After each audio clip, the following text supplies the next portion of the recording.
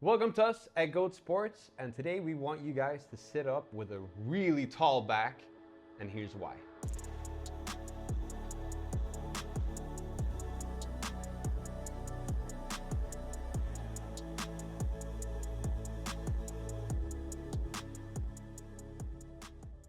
So welcome to today's podcast with me, Adrian Skepi. Together with me I have my colleague, Coach Martin Strante, and we're going to talk about the posture.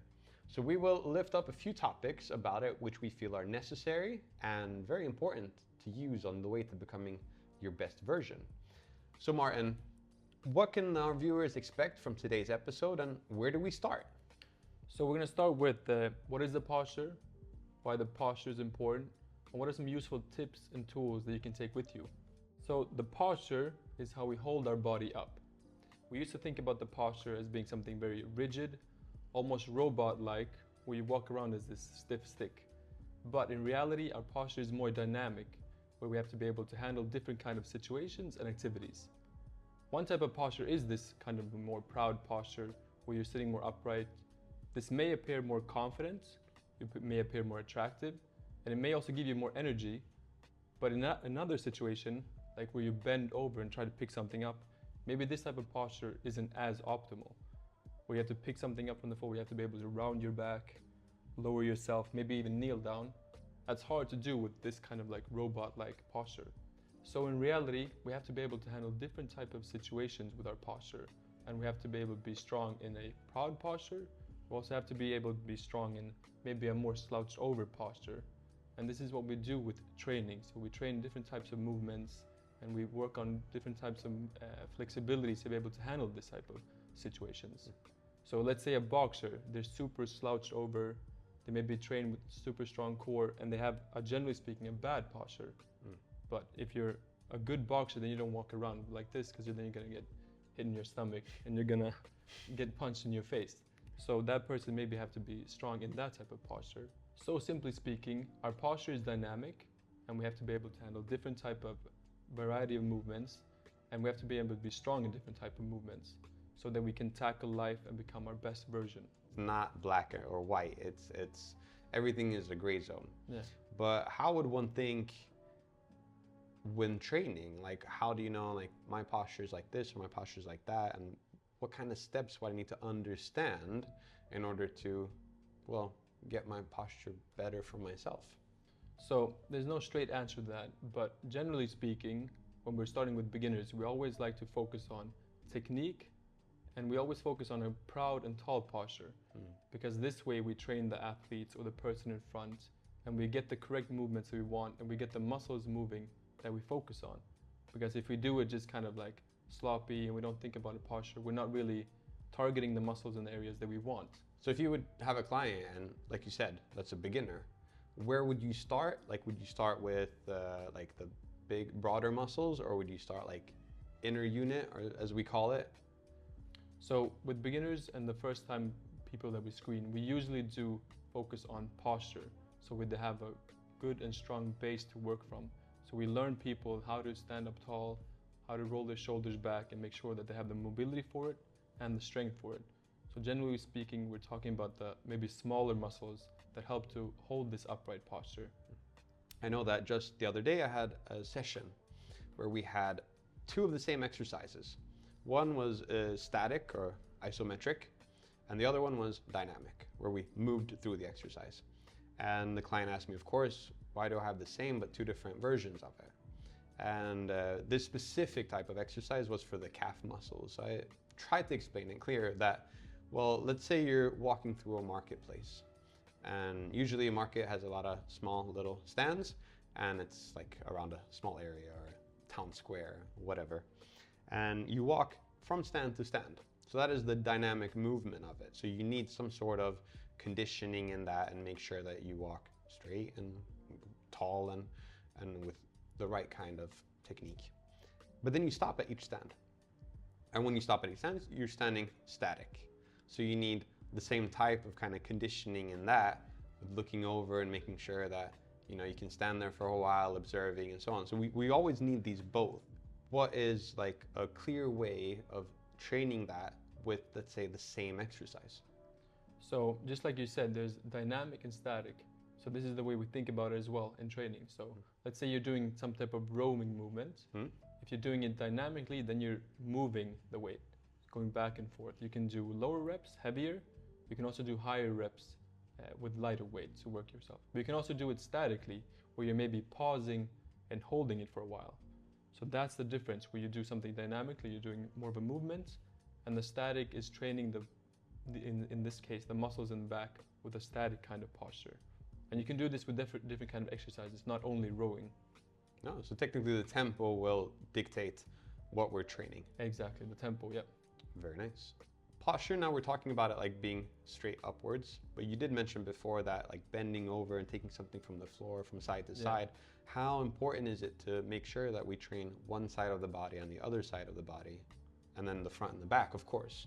Yeah. Like how important would you say it is? Exactly. So when we train clients, we usually train them to be as symmetrical as possible. I mean, we know that the case is that no one is going to be perfect. The left is sometimes going to be stronger than the right if you're left-handed another way. But we usually always aim to be the sides as symmetrical as possible. So in our training, we use a lot of unilateral exercises where you work one side at a time. This is a very good way to even out the sides. It's also important that you train the front side of the body and the back side of the body just as much. All right, well then for the million-dollar question, can you lift with a bent back, or does it always have to be straight? Exactly, so that is the million-dollar question. Like this, I would never recommend someone, a beginner or someone that's never trained, to lift with a rounded back. Because maybe you're not strong in that position, you don't have the connective tissue that's able to withstand that type of load. So in the beginning, I always recommend to start with a proud posture and a straight back to minimize the load. But then once you get more into training, you've been training for a while, then you can start rounding your back, as then you'll be more used to that kind of load and your body will be more able to handle that type of weight.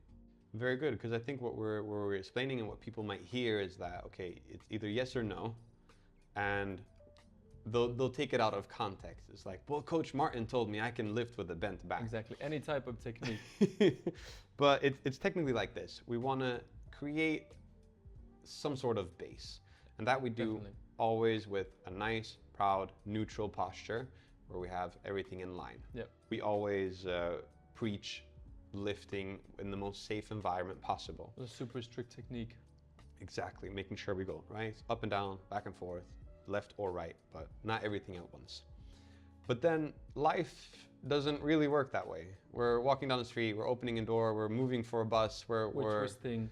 Everything always. So it's like, well, we will eventually be put in those positions where we need to maybe have a rounded back, we maybe need to hold something heavy, we help someone move, we I don't know, take something very heavy from a trunk of the car and so on. So if we only focus and only like excel at lifting with the straight back, there is some issues with doing those natural things, and the same thing vice versa. Yeah. So we would like to start straight back, get that comfortable, and like the base strong. And like with anything that's new, like lifting with the bent back, we want to decrease the weights and then gradually build from there. Exactly. So that's good. So we're on the same page. But I think people will take things out of context, and I think we've said that a couple of times now on our show, that we need to understand where we are and what's necessary. Yeah. So you don't just say that, oh, well, they told us to do this and I'll do that. You have to put it in context. Always. Like someone's been training their whole life and is lifting with the bent back. Maybe that person can handle it. He know he doesn't get pain from it, and he's been building himself up. But if you're someone that's never stepped a foot in the gym, and you start lifting with a round back, maybe you're gonna feel some pain in your back. Very important and very interesting that we need to understand more, listen more, and then adapt, so on. And speaking of adaptation, I'm going to talk a little bit about these medical aids, these support tools that exist in a lot of cases. But posture, I'm talking about like this strap you put around your upper back, and then you kind of like tighten it, and then you get the world's proudest posture. You've seen those, and of course they look great. Everyone gets like that perfect posture after a few seconds. And I feel that we need to lift up some, I'm not gonna say problems with it, but some issues that may cause problems, especially ahead. Because any type of support if it's that, if it's taping, if it's knee braces, is usually short term. And it's very important that we understand why is it short term and why we need to think in the long term. And it's like this, our body is a master at adapting. It will adapt to anything, but the problem is it would always choose the easiest, more energy efficient way to do something. What the muscles on my back will do is gonna feel like, hey, I don't have to do this anymore. So they relax. Because even when they relax, I'm still in this perfect posture. And what happens then is that if those muscles stop being used, especially for a long time, like any other muscle that you don't train, they'll start getting weaker. Yeah, I mean, there's a saying, if you don't use it, you lose it. Oof, I like that. And it's the same thing there, is that what happens if you use it for a long time? Then you lose it for a long time. That means we get really weak. Yeah, those muscles don't have to work as much. And what happens then? I mean, they're gonna decrease in size and in strength. So as soon as I take that brace off, I most likely collapse. And what is, since our body wants to do the quickest, easiest thing, and we follow that usually, I need a bigger brace. So I get something really big just to make sure that I can stay up. So it's like a catch-22. I'm thinking I'm doing something for my health, and then after that, it just gets worse and worse and worse until I actually have pain. So that's something that can happen. So I'm not saying that all of those things are bad, because there is some, of course, some positive sides to it. And I mean, you have to be aware of it, of those things. And that's exactly what I'm getting into, because what we need to be aware of is that if there's a plan to better something, then I'm all for grabbing something that can decrease maybe pain for someone, getting out of that position where this is actually stopping them from taking steps forward. So if you put that on and you feel directly a pain release, then you can start working on, okay, how would I strengthen this up again? And that goes for, well, any other type of thing. Some athletes that just tape their ankles all the time. Yeah. If they get so used to having ankles taped, as soon as they take the tape off, the ankles are going to be really weak. Well, it becomes a clutch that you have to rely on. Always. And that's something that's important that we lift up, because when we're talking about posture, people might think that, well, if I just get one of those, I'll solve it. And the short answer is yes, but only in the short term. So in the long term, we really have to take these steps forward in order to, like you said, strengthen up the static posture, strengthen up the dynamic posture. And that will help us and help everyone of getting rid of, like you said, these crutches that we always need to hold on to. Because I feel like this, that if we're going to rely on anything, why not rely on ourselves? Because that we can always adjust and fix and make it better. So that was it for us today. I hope you learned a little bit more about posture, that it's not all white or black, and that there is some support tools that you can use, but we need to understand why we use them. So stay tuned for another episode next week, and we'll see you then. Take care.